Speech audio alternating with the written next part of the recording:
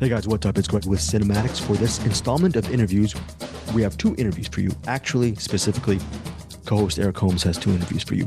First one is director Uwe Boll.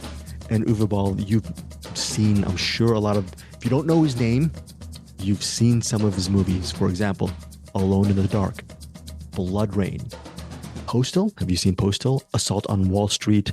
There's a movie he did called The Attack on Darfur from 2009. So he's done a whole bunch of movies. His latest film is a movie called First Shift, and it is pretty much a buddy cop comedy, not comedy, actually, buddy cop feature. There's some comedic elements, and it centers on just a New York City police officer and how he's trying to break in his rookie partner, Angela. And you've seen this story a million times before, but it's an effective film, and it's really good acting from the leads, Gino Anthony Pesci and Kristen Rantone. So anyways, yeah, Boll talks to Eric Holmes for the first pair of interviews. It's a really insightful piece, yet again, from Eric Holmes. And I interviewed him as well, and I'm going to post that up later on our sister podcast, Find Your Film. But First Shift, it hits digital, VOD, and theaters on Friday, August 30th. Really enjoyed this movie. I'm a huge fan of this genre, and I loved watching Uwe Boll, who actually also wrote the screenplay, put his own stamp on this buddy cop genre, especially it's set in New York. So if you're interested in seeing how Boll frames this genre, check out First Shift and check out Eric's interview with Uwe Boll. And the second interview that Eric Holmes has for you guys for this episode is the filmmaker behind Slingshot, and that is Mikael, how do you pronounce the name? Mikael Håfström. Mikael Håfström, you've seen some of his movies, possibly. He previously directed the 2003 movie Evil, the 2007 movie, which, by the way, I really enjoyed, 1408. In 2011, he directed Anthony Hopkins, I believe, in The Right. And now he directed Casey Affleck and Lawrence Fishburne in a new sci-fi feature called Slingshot. Casey Affleck and Lawrence Fishburne, they're part of a mission to, just a space mission, essentially. That's what is it here? It says, an astronaut struggles to maintain his grip on reality aboard a possibly fatally compromised mission to Saturn's moon, Titan. Now, here's the interesting thing is, even though it is a sci-fi movie, sci-fi tale, the actual budget for Slingshot is not that big. So it's really feels like a little bit of a stage play, which is fine, but you'll see that the special effects aren't really exorbitant. So if you really enjoy Casey Affleck and Lawrence Fishburne as actors, you might want to see Slingshot. And anyways, we'll have, again, our review on the film later this week. But so here are Eric's interviews. First up is Uwe Boll, the writer and director of First Shift. And then secondly is Mikael Håfström, the director for the new movie Slingshot. Those are Eric's interviews so far for this installment. And he's been doing a lot of interviews for Cinematics. So props to him. We'd love to hear what you guys think of the interviews and our podcast in general. Hit us up or join our Cinematics Facebook group and tell us what movies you're watching, or if any of these two movies are something you're interested in watching. All right, guys, take care. And thanks again for supporting Cinematics. Well, I'm here with Uwe Boll, writer and director of First Shift. I saw that you retired and you came out. I believe this is the second movie you got coming out, but this movie is markedly different than the ones I'm used to seeing from you with the House of the Dead, Alone in the Dark, Postal, which is just an insane masterpiece. But this is it seemed like a buddy cop movie, but it's just kind of a hangout movie in a way, and I really like how the two characters in this just kind of go back and forth. What was your approach to making this one? So what happened is that the little episodes in the film, like the mafia thing where they kill the son, the suicide of the murder suicide kind of thing with the brother from Kristen Renton, they were all little stories I wrote a few years ago, but they were not connected to a film. And I was thinking the whole time, this is not enough, or the old guy gets a heart attack and the dog is alone. So I wrote ideas down, but it was not connected to a cop film. And then at one point, because I'm not a fast writer, so a lot of things I'm sitting on for months and sometimes for years, I had the idea, what is if I move that all to New York? What is if I move it all in a cop film? And they are only like the side stories, not the main stories. The main story is, in a way, a classic situation where a guy doesn't want a partner and get the partner and has to like handle the new partner. That is how First Shift came together. And I love New York. I could never live there, but I love New York to be there from time to time. And so I always wanted to come back after Assault on Wall Street, and we did some stuff on Alone in the Dark 2 in New York. I shot 2 advertising clips in New York. So I always wanted to go back to New York, and I think here was the perfect opportunity. What was the casting process like, getting Gino and Kristen together? Because I mean, buddy cop movies like this kind of live and die on the chemistry of the two leads. Yeah, so Gino was the first guy I hired for the whole film, and I did like a casting call, and he emailed me, and I looked at his credits and I know him from various shows, Shades of Blue and so on. And I emailed him. I said, "Look, you really wanna do the film? I don't have a lot of money, so it's not like you get a lot of money for it." And he loved the idea, and then we worked together very strongly on the script too, like how the people talk. He is from Philadelphia, so and I cannot write English dialogue. So, I can put the bullet points in, and then he wrote it all. And then Kristen knows him from something, and they started chatting about it. And then we were like chatting all 3 together and developing these characters together for at least 6 to 8 weeks. And it was a lot of fun, and they brought all their personality in it. And this, and that turned out very, very good. I mean, a very good experience for me in regards of working with the actors on the characters. And how I wrote the original, it was a little different. And I think Angela was a darker figure. Like she was like this kind of also a little more depressed in a way. And she made it she's just a positive person. And I think that was for the film gold.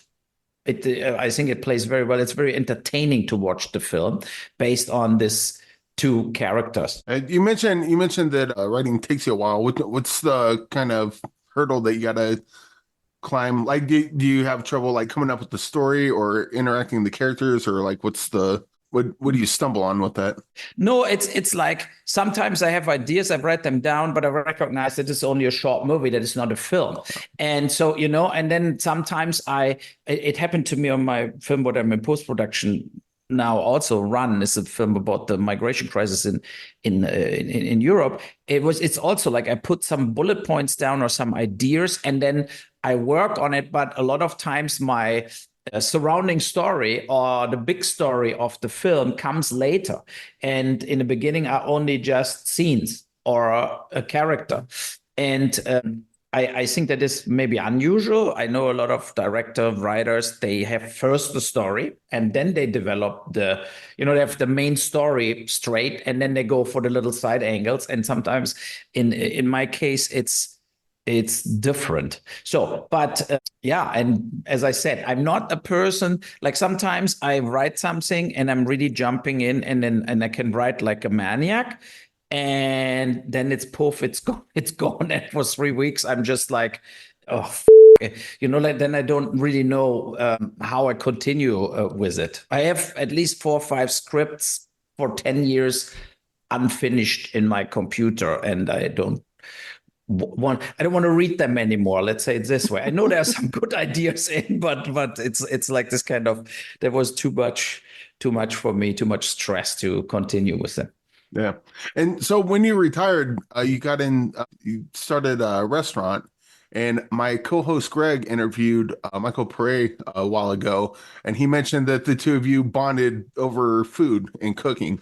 Yeah. Is that still a passion? Is that still something why leave that? It just seems like so much fun. Or do you still do the restaurants and the films at the same time?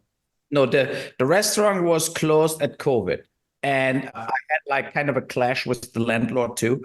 And in the very end, I think it was a good step to close it and to not reopen. So we saved a lot of nerves and money in just closing right off the bat.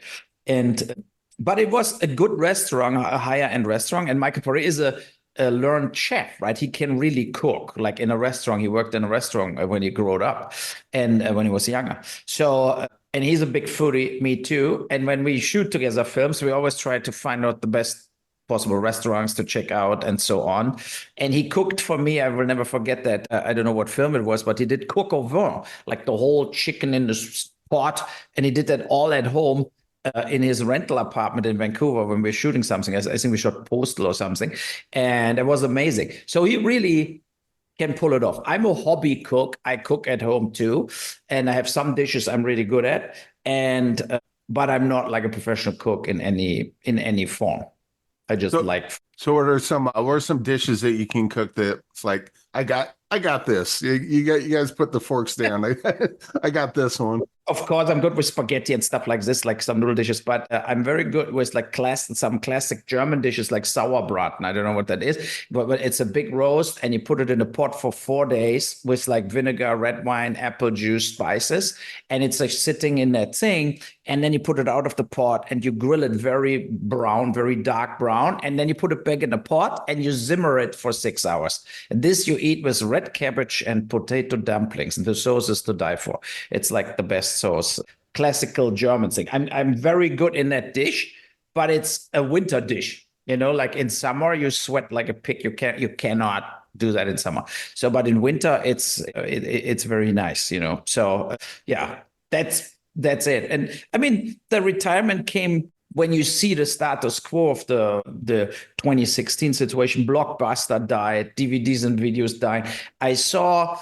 It was not a retirement because I didn't want to make films anymore. I didn't saw like the light on the end of the tunnel, right? I didn't saw like, okay, but how you ever want to get money back if you make a film without video rental or video sales, Blu-ray sales.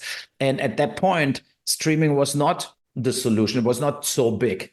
It came, but it was not like basically there where it is now. And I think then streaming got so big that I felt around 2020, 2021, I felt like maybe I should try to make more films because I just love it. I really missed it. You know, it was like all my life I did films and I always wanted to make films, and I got really kind of depressed about it that it's over. And I felt, no, then let me try to go back in the business. And what's the business plan now? Because I had a friend that Anderson that made a movie, and he says that Amazon has made more money off of his movie than he ever did, and it just seems like that's kind of the case. Like, how you put a movie out, how do you make money? No, I unfortunately have to agree. It's still unsolved, right? Because when the Amazon and Apple and the streamers taking your movie on after you filmed it, they don't pay you a lot of money.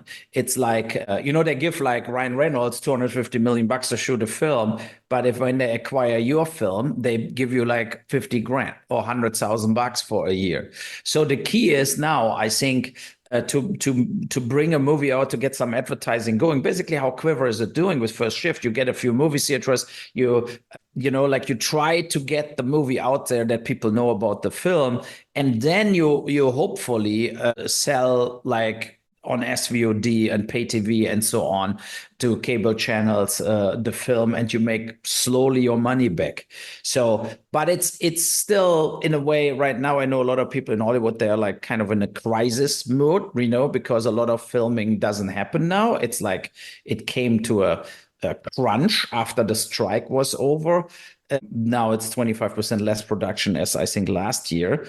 So it's a problematic situation. And I think the good thing is it got cheaper to make films because the computer effects are cheaper. The equipment is cheaper. You don't need a lot of lights anymore. I mean, the cameras, like a Alexa camera and so on, they are so like you can basically film without any lights everywhere. It got cheaper, the technical aspects to make a film. got cheaper, and that is a good thing, So, and then if you find actors who are willing to also not getting overpaid and supporting independent films, then you can do something, So, and that is what I want to do. And so the plan is that I do every year a film. That was my plan. I mean, I did First Shift and last year, and this year I did Run.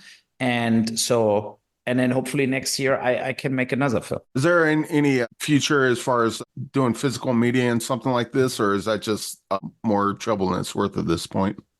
No, I tried that every film of mine comes out on DVD and Blu-ray. I also hope that Quiver is doing it. We just released a Postal on 4K with Massacre Video. So, and Blood Rain is also on 4K now. So we used old 35 millimeter prints to do a new version. And they are in North America on Blu-ray and DVD available. I love Blu-rays and DVDs because I like to do my director's commentaries and, making ofs, trailers on it. So I'm a physically guy. I love it to have something in my hands. And I wish the DVD has a comeback like the records have, the music LPs, like the record, the long player records. So maybe it comes back. I know there are still a lot of people, they love it. In Germany, the market is still okay. It's like, it went drastically down, of course, but here regularly, basically all the movies are also still available as DVD and Blu-ray in Germany. And in most of the countries, unfortunately, it's not the case. Yeah, that's definitely more of a boutique thing nowadays than its heyday. But I also got to agree, like with the behind the scenes and the director's commentaries, like that's if you don't have it on Blu-ray or DVD, you just don't get that anymore. And sometimes when you get it on Blu-ray and DVD, it's not on there anymore, which is also kind of strange. Yeah, and then also like things like when you see now how much stuff Warner or also Paramount, whatever, removing Disney, they're removing things from their streaming platforms. So now you don't have necessarily access to it at all. So, like the point was from them to say, you don't need any more DVDs or Blu-rays because we have it all there. But it's not all there. It's not like all movies Paramount ever made are on Paramount Plus. And so how you want to keep then film history alive in a way, so I'm very proud of my DVD and Blu-ray collection still, and I'm happy to have them, and I will never sell them or something. And I think it's a good thing. I recently watched Apocalypse Now again, and like stuff like this, and it's just amazing. And the quality is also extremely valuable still. It's like not looking bad or something. Okay. Well, you mentioned removing scenes and movies from streaming. In the case of Warner Brothers, they removed the movie before it even comes out. So isn't that nice? I know they did that various times now, right? And I think there's are tax reasons or something why they do this, because otherwise it's not really understandable. If you make a film for $50 million or $70 million, to not show it at all is insane. To maybe not bring it to the movie theaters, that is understandable if they think they have not a good film, but to not even stream it, that it's just like unbelievable. But that happens now various times. Even Netflix, I think, didn't show the few of their films they produced. Yeah. Well, Uwe, kind of want to get an idea of what's a movie you've seen recently that maybe it might be a real personal to you, or a movie that's like, this movie's real good and I wish more people would see it. Just some movies you can kind of pull, from the dark corners and kind of shine a little light on them. I like The Killer with Fassbinder, for example. I liked the film because it was a little different as I saw it before. I'm watching, unfortunately, a lot of films with my kids. So, I went in Twisters and whatever, and Minions and stuff like this. But I cannot say that these are like my favorite films. A lot of times now, for example, I just watched Banshee, the whole 4 seasons, because Ulrich Thomsen is in my film Run. And I don't know if you ever watch it, that HBO show. It's like the Amish people, mafia, whatever. And it's super brutal. I was very, very surprised that this was on HBO. because that is a harsh NC-17 TV series, and it's way more brutal as Breaking Bad was and stuff. It's like totally, but that had a real like impact on me. The way they did the violence was very ruthless, and I kind of liked that. So I mean, it's tough to say, you know, a lot of films coming out, a lot of Oscar contenders where you feel, you watch it and you feel, you know, why I'm not so excited about the films how I was about the films of the 90s or 80s, the Goodfellas and all these kind of films that made me way more excited as a lot of the films I'm watching right now. Yeah. A lot of CGI and effects, and they look fake. A lot of times they just look fake. And I'm more of a different generation. You know, I like Heat, Ronin, this kind of stuff. And films like this are not really getting out there right now. Yeah. And I guess we'll just end on this. Not including First Shift, but what would you give like a quick top 5 movies, like the top 5 movies that you did that's like, these are the ones? Postal, Darfur, like Attack on Darfur, Assault on Wall Street, Rampage. And it's like Stoic was very strong, but it's very brutal, very claustrophobic also. Tunnel Rats is a good film. The Vietnam War movie, I liked it a lot. Yeah. So, but I mean, the Postal was the biggest fun for me to shoot, and I'm very proud. Today, I watched a docu of the Running with Scissors guys. They made a whole documentary about Postal, the game and the film, and they interviewed me, and they showed me today the 20 minutes, 25 minutes of the film part in the docu, and it was just hilarious. And it was so funny how the actors now talk about it. Zach Ward, they were in the interview, Larry Thomas, and so on. And it was very entertaining to watch it. The poster was a blast to shoot, and we had it in a German movie theater playing a few weeks ago, and I watched it with audience that laughed their ass off. So that was a lot of fun. I mean, Assault on Wall Street, Darfur, Rampage, I think are great films, but they're very hard, and it's nothing you want to watch over and over again, you know. But I think Rampage and Postal turned in these 2 cult films I made. And the editor from First Shift, Ethan Manikis, he did like Sin City and all this kind of Robert Rodriguez films. And I met him basically in a bar, and he said he loved Postal, and said Robert Rodriguez loved, but they all loved Postal a lot. And I think Postal is loved by a lot of people, but it stayed totally underground, right? Did you ever saw Postal on Netflix? No. You know, it's the thing. It's like, it's this kind of film everybody kind of know and everybody kind of love, but nobody really wants to identify with it. Like from the big streamers, for example, I think they're all scared to show it because it's harsh, right? But it's funny. I think in a way that's in that lane is kind of what makes it remain kind of a cool thing. Because like once something gets pulled from obscurity into the mainstream, it's like, yeah, we've heard that. But then like Postal's still that, ooh, have you seen Postal? Let me show you this. And then it's like, you know, yeah, opening this dusty treasure chest and, you know, shiny Postal comes out. It's like, what is this? Yeah. No, it's interesting. When I go to a convention or something and sign DVDs and people coming with the DVDs, you can really say 50% of the DVDs I sign are Postal. And I made 36 films in my life. And that one film is 50% of the fan base coming in and saying, look, I want your signature. And they're all coming out when you do Postal 2 and when you do this and that. And I said, look, I'm happy to do Postal 2, but somebody needs to invest. They have to give some money to make it, you know. So, and I know one thing: if you would Postal out on Netflix tonight and under new releases, it would be a smash hit. It would get very fast, I think, through the roof, because people would start watching it and think like, what the you know, it's this kind of film where you have like, when you have, I think the opening with the pilots of September 11 was shown on YouTube, 28 million views for the opening of Postal. So it is I mean, it would have an audience. Yeah.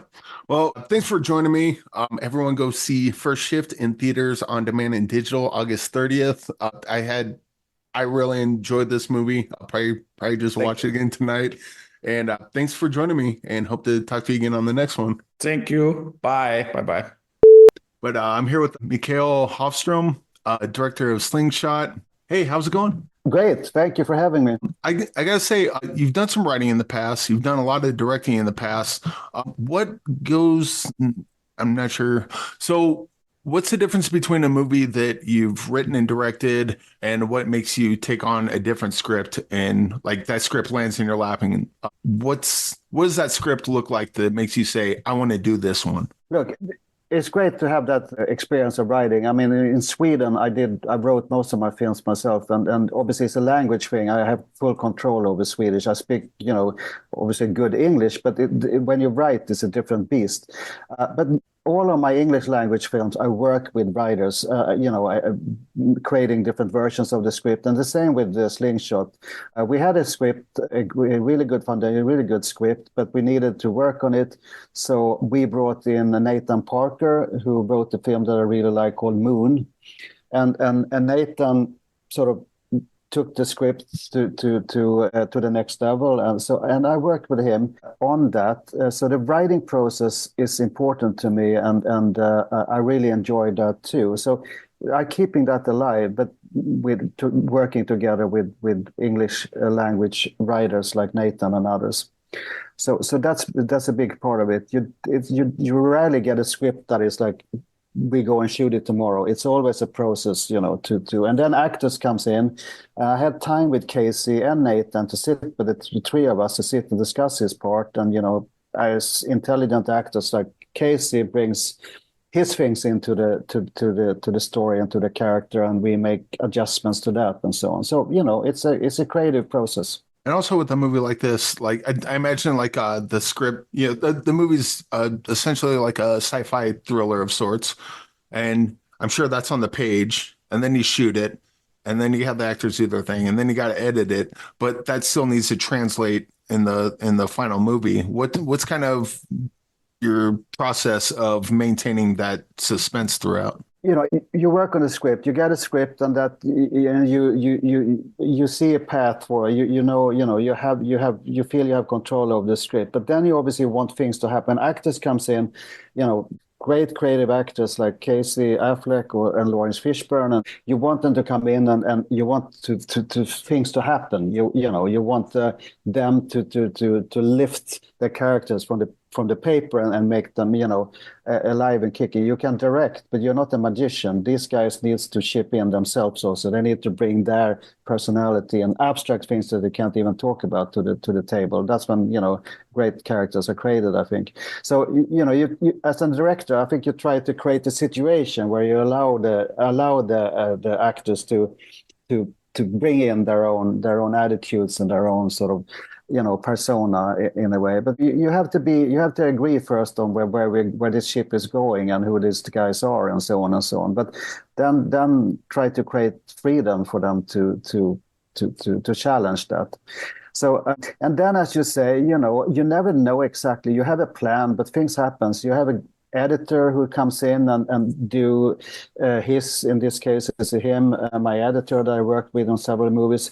He brings in his attitude and shifts things around, and you say, oh, that's really interesting. I didn't think about that. So you want smart people that you work with to come in and sort of challenge your initial thoughts and do something that is better. Yeah.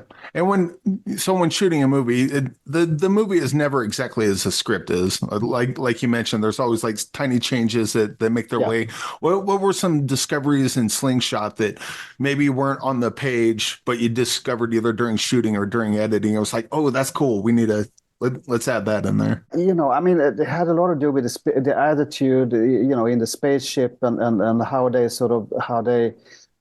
worked in that environment, and that because before we had a spaceship, it was very abstract because we didn't know what exactly was going to look like, and then actors came in and they had to make themselves at home there and all of that. So we learned a lot about that, and we had a lot of fun with that, and that created obviously situations and scenes, big and small, that had to do with the environment. I think that also to me the sort of the love story, if we want to call it that, the emotional backbone of the film between Casey and Emily Beecham became really something important to me, and something that I felt they handled very good without. It's not that this is not a love story per se, this movie, but it have an emotional bone which have to do with these two characters, and I that was explored during the shoot quite a lot. Yeah. And what about like what can you say on like the special effects? Because like this isn't like effects heavy, or it doesn't appear that way anyway. I'm sure there's plenty of effects that I didn't even notice, but like certainly like the space scenes.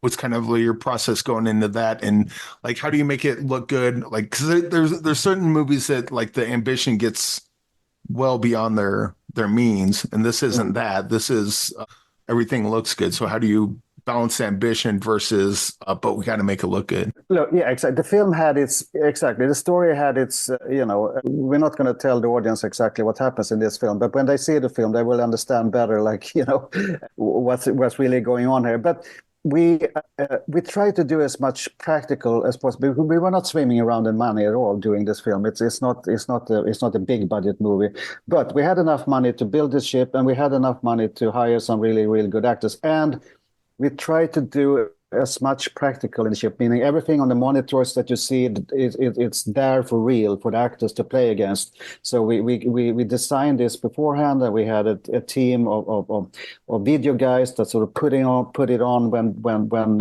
in the right time in the scene and so on. And that saves a lot of money, because otherwise you have to do it in post, as you know, on green screen. You have to do it there.